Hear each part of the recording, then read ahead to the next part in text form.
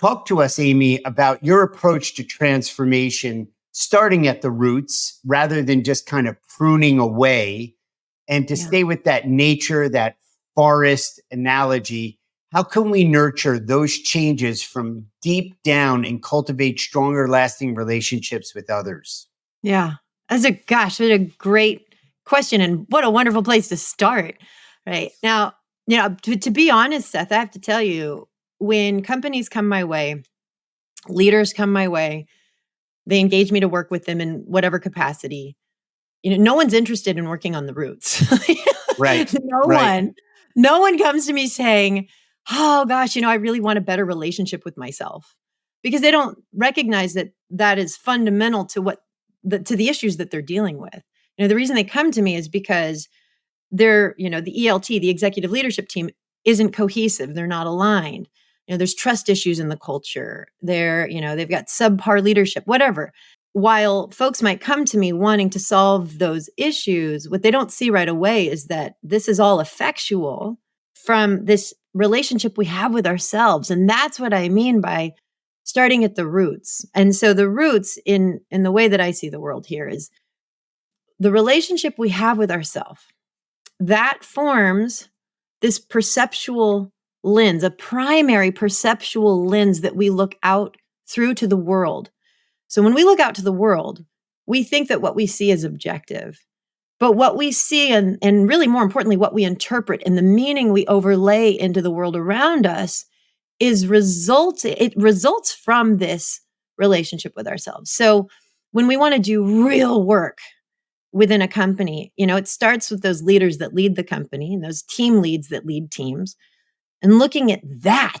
Because if we want better communication, if we want higher trust in the culture, if we want teams to be cohesive and innovating more and faster, it starts with adjusting that primary perceptual lens.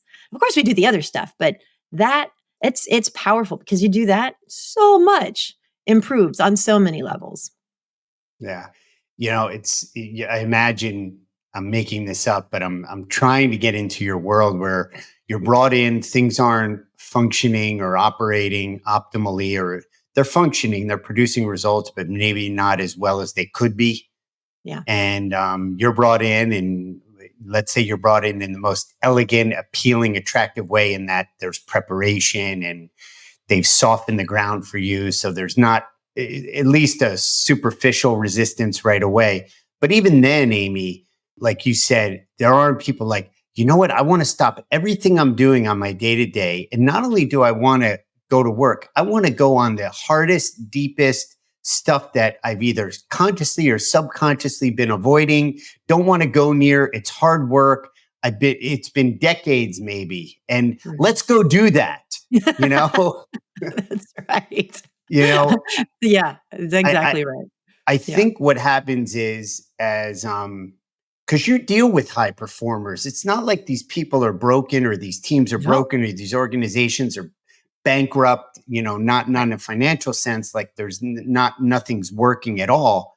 Right. But I think that when high performers have this, and I'm thinking of meeting planners right now, which I know in your keynotes you deal with, in the prep work, during and after, and all year long in the keynotes that you deliver, they're doers and they're fixers. And we sometimes get stuck in an intractable kind of doing and fixing, problem, fix it, nail, hammer. Mm-hmm. And I admire deeply meeting professionals because they solve problems. Mm-hmm. And they are solutions oriented, and they get it done, especially when the event is live.